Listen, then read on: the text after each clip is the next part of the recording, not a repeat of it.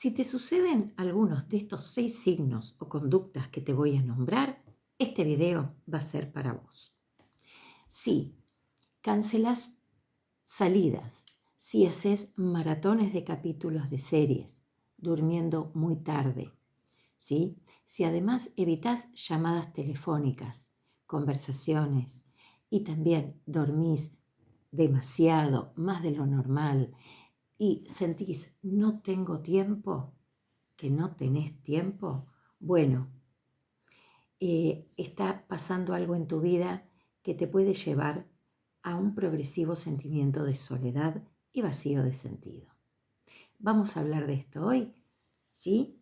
Bueno, bienvenidos a Psicología sin Barreras para una nueva charla de un contenido psicológico como es el sentimiento de soledad, un signo de estos tiempos, ya que 1 cada 4 personas en el mundo dice experimentar esta sensación de soledad que progresivamente puede llevar hacia una depresión. Entonces, hoy te voy a hablar no solo de la soledad en sí misma y su origen, sino también de los 2 tipos de soledad. Una más productiva, un periodo de aislamiento que nosotros decidimos retirarnos con un objetivo, y el otro que nos va llevando en una aparente comodidad y no querer hablar, ¿sí? Nos va llevando progresivamente a una desconexión con el mundo real y con los otros. Bueno, bienvenidos nuevamente a Psicología sin Barreras, un canal hecho para trabajar la salud mental y contenido psicológico. Suscríbanse si aún no lo han hecho. Soy Patricia Castro, psicóloga, y me gustaría que toquen la campanita de notificaciones para que les llegue aviso de nuevo contenido. Y ahora sí, sin más tardanza, vamos a hablar de este tema que se está transformando en una epidemia de salud pública, llamada la epidemia silenciosa. Signo de estos tiempos, ya les dije, tiempos de hiperconexión virtual, hiperconexión tecnológica, pero una progresiva desconexión vincular, siendo que la necesidad de vínculo es necesaria para nuestra especie. Bueno, y vamos a comenzar por el comienzo, ¿no? Sería, ¿cuándo aparece esta sensación de soledad que puede llegar a ser y ser un camino hacia la patología? Bueno, en general, como todo en el ser humano, cuando el yo empieza a disociarse, cuando el yo, la persona, el ego, ¿sí? Empieza a disociarse, a separarlo todo en bueno o malo, por ejemplo. ¿El mundo es bueno o es malo? ¿Sí? Sin medias tintas. Yo estoy mal, o estoy bien o estoy mal. ¿Estoy alegre o estoy triste? Las polaridades, ¿sí? Son distorsiones cognitivas, distorsiones mentales que nos van llevando a cierta sensación de desestima, cierta ansiedad, elevación de la ansiedad, sobre todo la ansiedad persecutoria interna, aquella que no nos permite focalizar ni anclar en situaciones presentes. Bien, este tipo de falta de integración, de falta de unificación, nos va llevando a como una especie de abandono del yo, ¿sí? Entonces ahí se puede originar una situación donde vamos generando una encerrona con o sin angustia y nos vamos aislando, pero sin ningún objetivo. Entonces, hay un desajuste entre nuestra necesidad de vincular, propio del humano, por eso tenemos lenguaje, propio de vincular, y esta suerte de desconexión a causa de situaciones de vida, como las pérdidas, como el agotamiento, el estrés, cierta exclusión que voy haciendo de mí mismo, de mis entornos, ¿sí? De mis entornos sociales.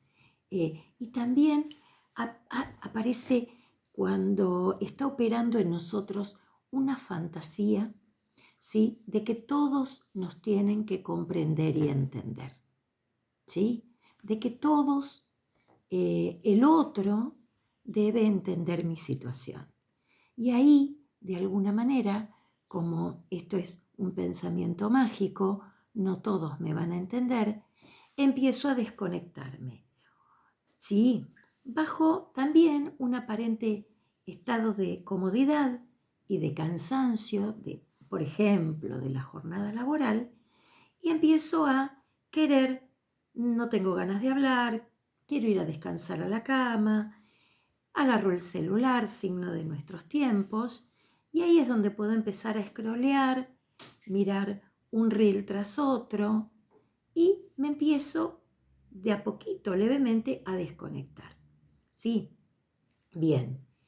Pero vamos a ver también que les voy a presentar dos tipos de soledad. ¿Sí? Este sentimiento de soledad fue trabajado por la psicoanalista Melanie Klein. Tiene un texto que se llama El sentimiento de soledad, donde con muchos tecnicismos psicológicos, que no voy a traer acá, empieza a explicar esta suerte de desconexión. ¿Por qué? Porque esta desconexión que hacemos con los otros la empezamos a hacer internamente en nuestra personalidad, ¿sí? A veces de manera muy inconsciente. Vamos hacia momentos de pérdidas, ¿sí? Que hemos sufrido, vamos como una suerte de regresión, un caminito hacia atrás que hace la mente y donde empieza a desconectar. ¿Y qué pasa? El yo empieza a debilitarse. Sí, bajamos nuestra guardia, nos debilitamos y ahí nos sentimos estresados, agotados, cansados, como los personajes que les voy a nombrar como ejemplo. Entonces vamos entrando, ¿sí? Cansados un poquito del mundo, vamos entrando en una especie de refugio emocional. Por ejemplo, ir hacia una aplicación, ver una serie y hacer capítulo tras capítulo. Me desconecto del entorno y me conecto exclusivamente a lo que sucede allí, como una suerte de evasión momentánea. ¿Sí? ¿Esto es malo? No, porque me estoy creando un refugio emocional de descanso y desvinculación de la realidad y del mundo. ¿Sí? El problema es cuando este espacio se vuelve de alguna manera permanente. ¿Sí? Y ya no quiero salir de él. Entonces estoy evadiendo y me estoy huyendo de mi vida, de mi propia vida y de mi entorno. Bueno, vamos a presentar estas dos formas. Este es digamos, el origen y causa, cómo vamos entrando en ese espacio, ¿sí? Que comienza siendo un refugio y puede terminar siendo una encerrona. Y esta es la autora que fue trabajando este sentimiento de soledad, la psicoanalista Melanie Klein. Bueno, pero hay dos tipos de soledad, también nos dice Klein y nos dicen otros autores de la psicología. Hay dos tipos. Una soledad productiva, una soledad donde busco yo aislarme, necesito aislarme, pero para transformar algo de mí. O sea, con un objetivo que tengo en la mira. ¿Sí? Y para esto necesito correrme de lo cotidiano. Por ejemplo, vamos a un ejemplo sencillo de la actualidad y luego vamos a ir a otros personajes bíblicos conocidos. Por ejemplo, tenemos un deportista que quiera, que trace un objetivo de triunfo. ¿sí? Porque el objetivo y la fantasía de triunfo están en todo deportista, ¿sí? Entonces, busca este espacio y va a decir, bueno, me tomo este tiempo, me tomo este espacio, voy a concentrarme, me voy a aislar de los demás, pero para lograr un objetivo. Quiero participar en una competencia y ganar. Entonces, ¿qué va a hacer? Va a crearse un espacio y un tiempo individual donde esté solo, busca aislarse, hace un aislamiento, es decir, ponerse como en una isla, y ahí va a empezar a entrenar. En este entrenamiento, ¿sí? Va a trabajar su personalidad para lograr poder participar en la competencia. Y aunque no triunfe, de este momento, de este tiempo y de este espacio de soledad, va a salir transformado. Seguramente que en los objetivos que se trazó, va a lograr competir de una manera mejor que si no lo hubiera hecho. Y aunque no gane, aunque no llegue al puesto 1, va a ser un mejor deportista. Va a haberse transformado en un mejor deportista. ¿Sí? Bueno, la Biblia tiene un símbolo muy importante que ustedes lo habrán escuchado, que es como este espacio que establezco de soledad productiva y positiva. Y este espacio es el desierto. El desierto es un símbolo, un nigredo, una tierra árida en el cual yo puedo escucharme a mí mismo porque hay silencio, ¿sí? No hay otras voces, hay silencio en el desierto. Y entonces esa aridez, ¿sí? Hace que yo pueda escucharme, pueda, se vuelve como un lugar y un espacio de claridad mental, ¿sí? Propósito, lograr construir la fortaleza. Muchos personajes bíblicos, como les voy a contar, llegaron agotados al desierto y ese fue su espacio liminal, ¿sí? Su espacio otro, diferente, otra, como si fuera casi una dimensión diferente para la transformación y salen de allí transformados. Hay un llamado del héroe, un llamado a misionar, ¿sí? Una propuesta que el universo, el destino, Dios trae, y esto hay que hacerlo solo. Y para esto hay que enfrentar todos los fantasmas internos. En ese espacio de soledad, con una meta y con un logro, puedo reflexionar, ¿sí? Puedo reflexionar y puedo cambiar para mejor. Por ejemplo, hay en el desierto una fase árida, ¿sí? Que se llama nigredo, que es esta fase previa a la transformación, previa a generar esta fortaleza. Por ejemplo, tanto Cristo como Elías se enfrentaron a esto. Cristo hace 40 días y 40 noches de ayuno. En otro video, en otra oportunidad, voy a explicar algunos símbolos, como los 40 días, ¿no?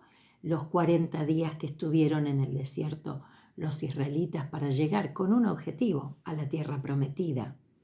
Cristo, como les digo, se va al desierto deliberadamente y allí se concentra, reflexiona, hace ayuno. ¿Por qué la figura del ayuno? Vamos a ver que Elías también. Porque el ayuno depura y depura los pensamientos, ¿sí? Y tira abajo ciertas viejas estructuras para renovar y para fortalecer. Bueno, Cristo hace ayuno y se enfrenta al oponente, se enfrenta a la tentación. El oponente, digamos Satanás, ¿no? Aparece como la figura de la tentación y para el objetivo de Cristo desviarlo del camino trazado. Entonces Cristo en ese desierto puede escucharse a sí mismo, puede renunciar a aquello que los va a desviar y sale de ese desierto con la convicción de su misión, ¿sí? Habiéndose negado a todo tipo de tentaciones que lo desvíen. Bien, hubo en Cristo, en ese desierto, una transformación. Vamos a Elías. Elías, personaje bíblico también, un hombre justo, ¿sí? Comienza, está asustado, está cansado, está agotado y huye al desierto. Acab le dice a Jezabel lo que hizo Elías en el Monte Carmelo. Y ésta le manda a decir a Elías que en 24 horas, al otro día, a la misma hora, lo iba a matar.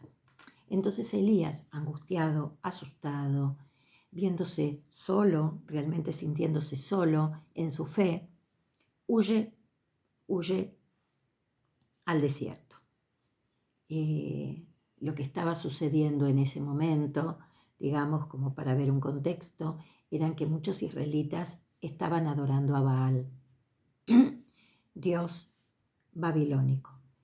Entonces, Elías se va al desierto, asustado, pensando que lo van a matar, ¿sí? Y llega agotado, cansado y perturbado visiblemente. Pero es ahí, en la fase nigredo, en la aridez del desierto, donde puede escuchar la ayuda. Sí, se aparece un ángel y le dice: descansa y come de este pan, porque el viaje será largo. Y por toda respuesta, Elías quiere morir. Dice: quítenme la vida, porque estoy muy mal, porque me van a matar, porque de todos modos quedé solo, ¿sí? Se angustia. Bueno, entonces el ángel le ordena comer y descansar. Bueno, Elías descansa, duerme, ¿sí? Come nuevamente a la orden del ángel que le dice: levántate y come, porque el camino será largo. Camina, está en el desierto 40 días y 40 noches, ese espacio temporal simbólico, ¿sí? Y va hacia el Horeb. Entonces, en una de estos descansos, logra escuchar una voz que le dice, escucha el susurro, en la aldea, en el pueblo, en la ciudad, no podría haberlo escuchado. Allí, en esa soledad productiva, en ese espacio solitario, escucha un susurro que le dice: ¿qué haces, Elías? ¿Qué haces acá, Elías? Y Elías se queja, es la voz de Dios, y se queja, diciendo, argumentando que todos perdieron la fe y que él es el único que sigue sosteniendo la fe en Dios. Entonces, Dios vuelve a repetir, escucha esta queja y le dice: ¿qué haces acá todavía, Elías? Y le da la misión. La misión era nombrar al rey de Siria, nombrar al rey de Israel y nombrar un nuevo profeta. Entonces, luego de poder escuchar esa voz y retomar su fe en sí mismo, su confianza y su fortaleza, ¿sí? Elías sale del desierto transformado, confiado, con una misión, ¿sí? Con un objetivo. Y se dirige entonces hacia Horeb, recibiendo dirección y sentido.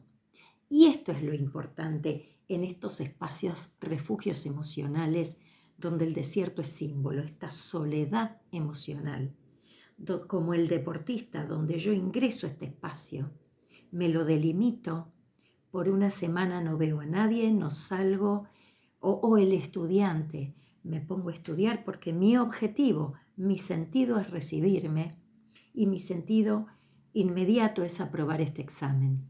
Entonces, esos espacios de soledad son productivos y son positivos, son buenos. Pero ¿qué pasa? A estos refugios emocionales de sentido, de objetivo, tengo que entrar y salir.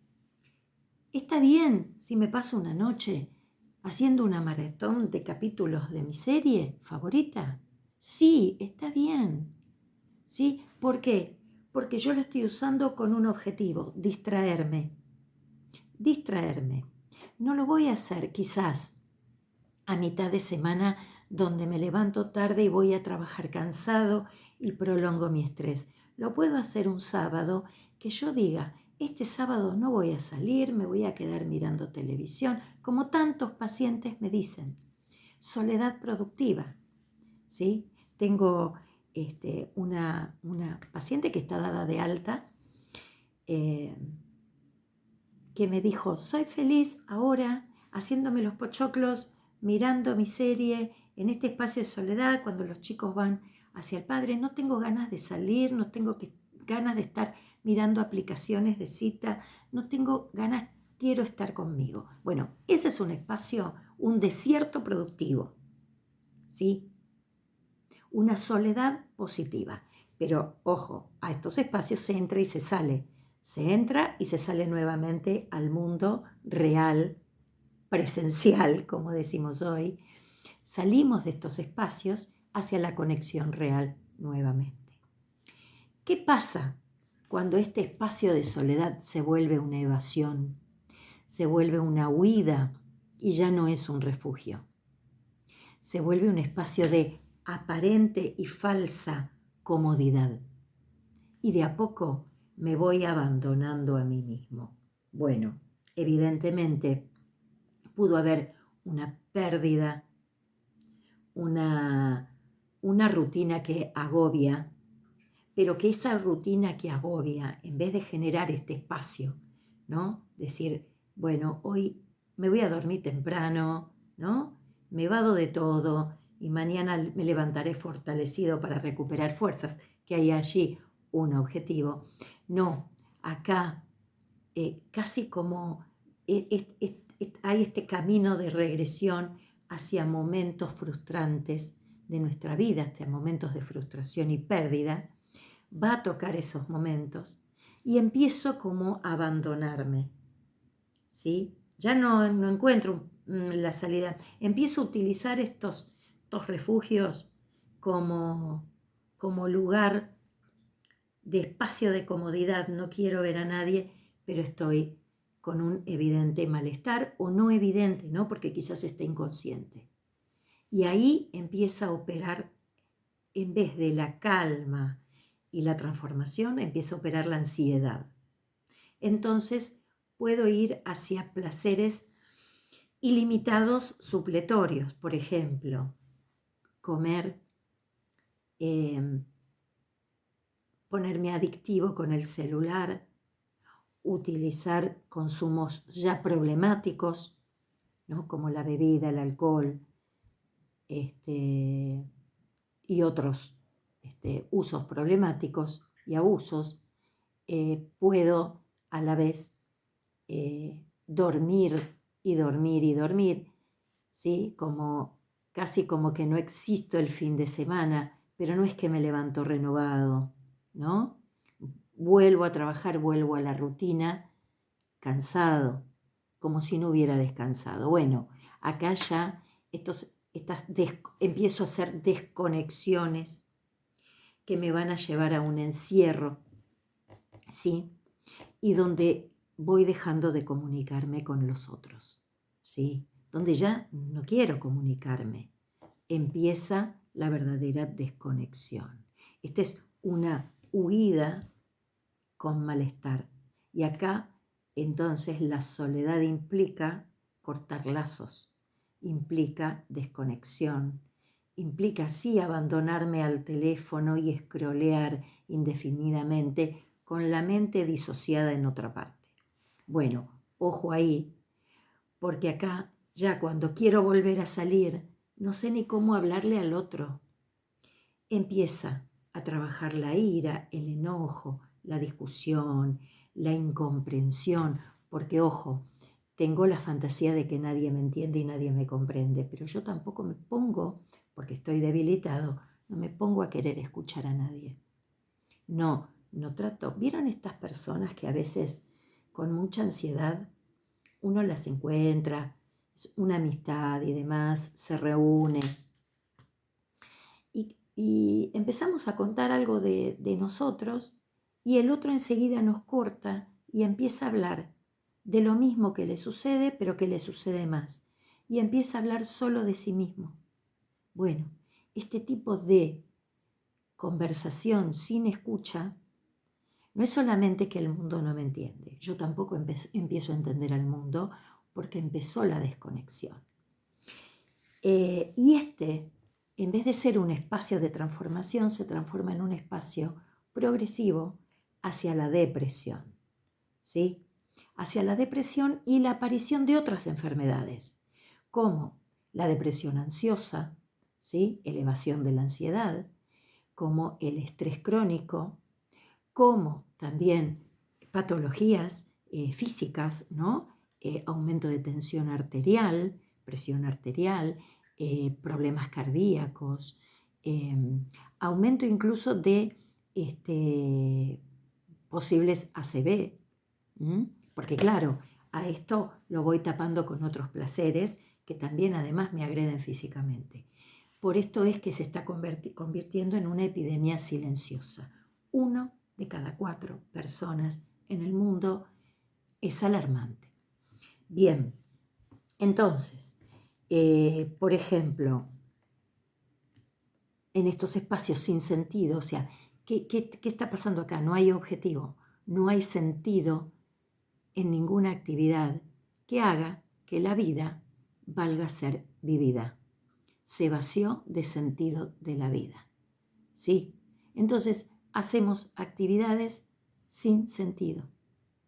Esta es la diferencia entre la soledad positiva, productiva, y la soledad negativa, ¿sí? Que en una hay un motivo, hay un objetivo, me transformo y tengo una nueva dirección y sentido, un propósito en la vida, y en la otra no, ya está carente de sentido. Ya lo que hago, lo hago por hacer.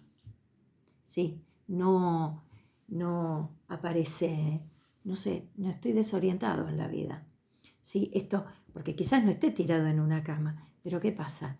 Empiezo esto, no le encuentro sentido. Empiezo una actividad, hago yoga y en la segunda clase ya no quiero, no me conecté. No voy más. Voy a hacer un deporte. Segunda clase, me cansé.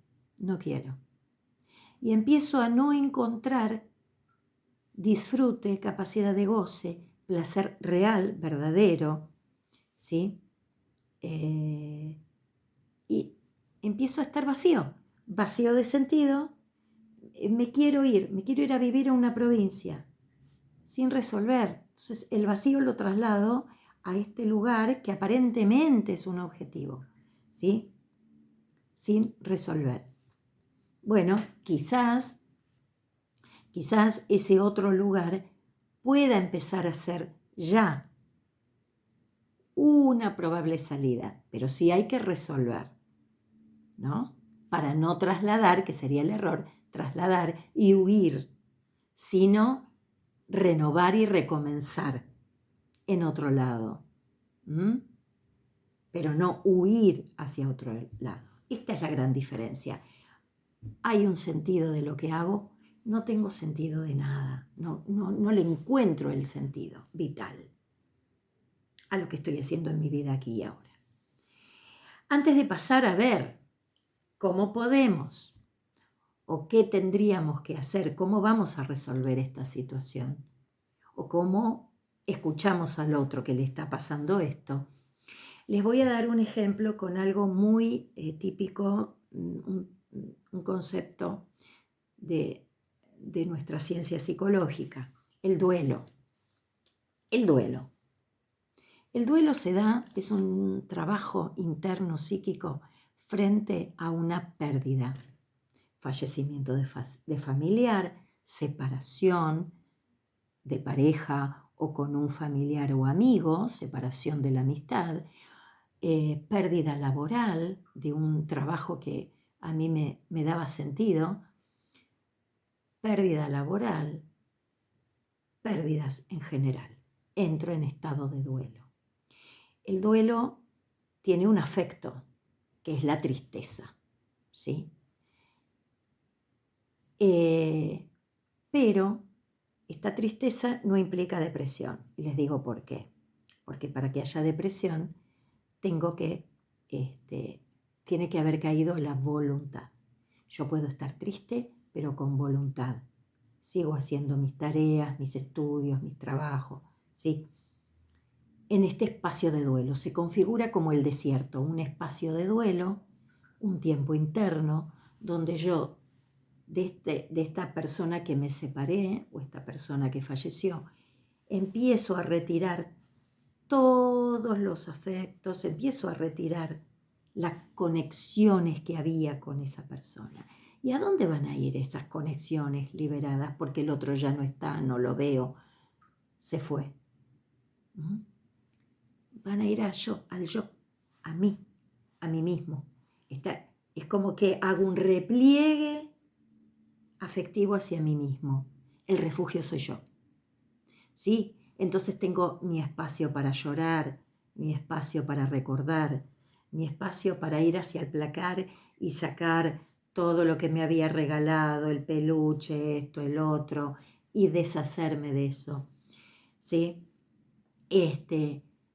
Todo este tiempo que lleva superar, ahí está el sentido, ahí está el objetivo, superar esa relación perdida, ¿sí? Y en el caso de una muerte, superar para recordar, no para olvidar, para recordar de manera sana, de buena manera, ¿sí? Sin angustia. Este espacio de duelo es un trabajo interno que implica la soledad, pero es una soledad productiva, es como el desierto, escucho mi voz, vierto mis lágrimas, me transformo. Y una vez que este tiempo haya pasado, habré superado en el duelo, habré superado esa pérdida y nuevamente vuelvo a conectar hacia otros intereses.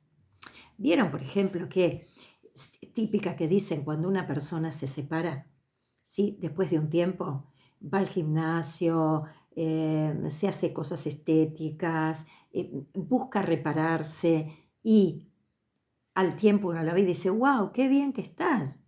Bueno, porque transitó esa etapa de duelo, a veces todavía dentro de la situación, dentro de la pareja, atraviesa esa etapa de duelo y luego vuelve, ¿sí?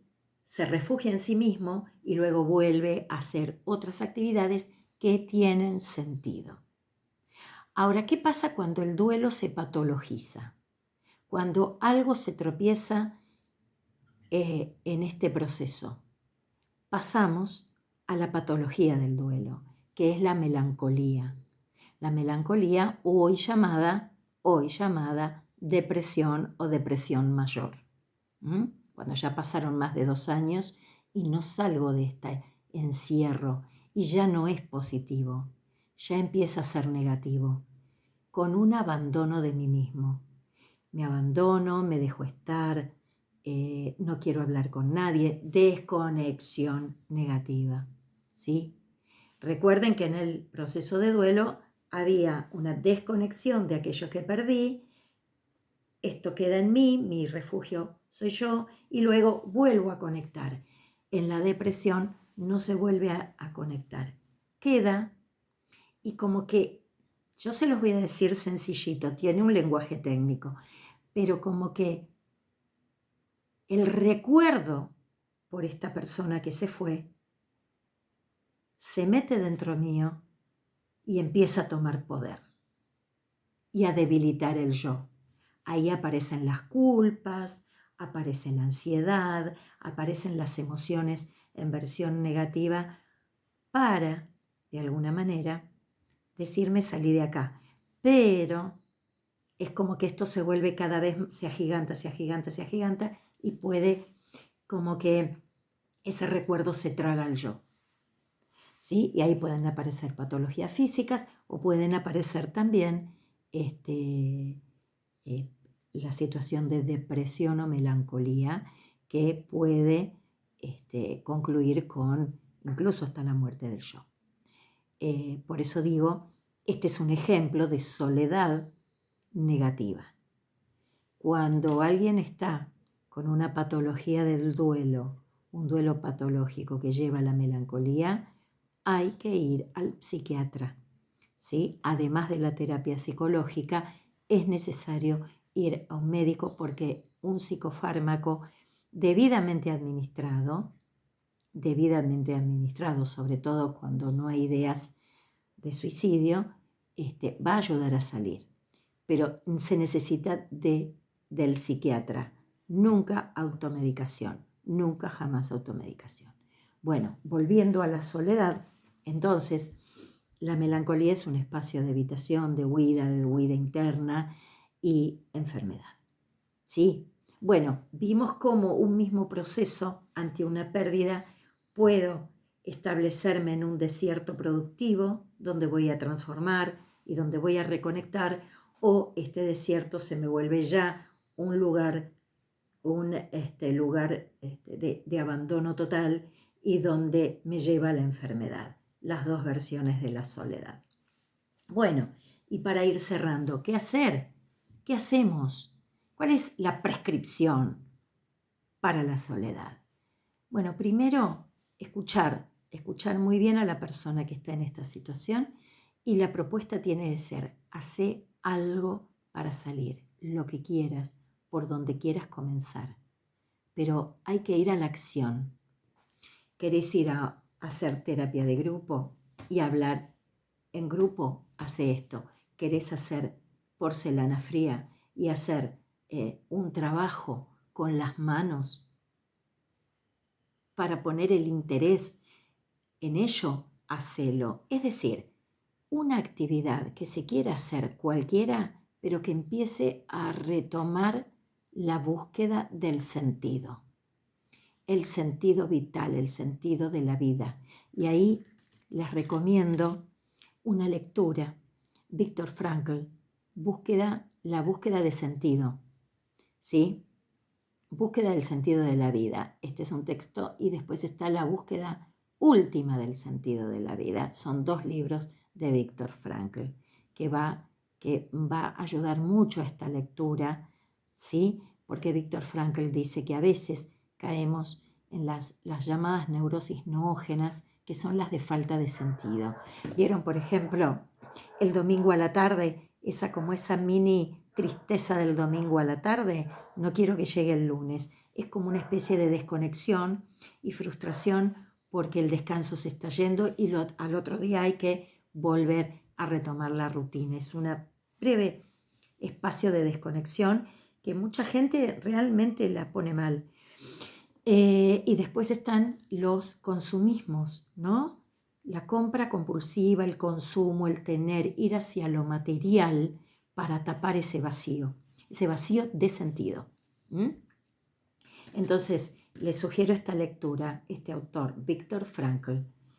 Entonces, en esta prescripción, en estas propuestas que les hago, es hacer actividades en las que se vaya recuperando el sentido. Aunque después digan, no, bueno, esta no, voy hacia otra, pero que reporte una acción con sentido, retomar metas y objetivos, desempolvar proyectos, ¿sí? Revisarlos, ver si son para este tiempo, ¿no? Pues yo me pude trazar un proyecto a los 20 y a los 40, a los 50 tengo que cambiarlo, pero volver a el armado de proyectos, ¿sí? Digo, esa es la salida hacia el sentido, ¿sí? Retomar, la comunicación se va a retomar después que yo encuentre algo. Por ejemplo, voy a decir algo voy al gimnasio encuentro el sentido en el gimnasio y me pongo a hablar de alguna manera con los que comparten mi acción. Empiezo a conectar nuevamente. Y cuando me comunico, tengo que escuchar al otro también. Quizás el otro tiene algo que está diciendo que me va a ayudar a mí en esa conexión a retomar el sentido. Sí, esta es la propuesta, esta es la forma de salir. Encontrar acciones, actividades, ir probando, ¿sí? Lo primero que me surja que quiera hacer, lo hago. Y a partir de la acción voy a llegar a la reconexión. Sí, porque, y para cerrar, les quiero decir, estas propuestas de acción, de búsqueda de sentido, sí, es lo que importa. Aquello que me haga otra vez empezar a sentir, ¿sí? A sentir que estoy pleno, que tengo ganas de comunicarme, que tengo ganas de salir, que mi refugio es momentáneo y no permanente, ¿sí? Porque lo importante en esta vida es buscar el sentido y no la efímera felicidad. ¿Mm? Bueno, los despido y nos encontraremos en un próximo encuentro para más psicología sin barreras. Chao.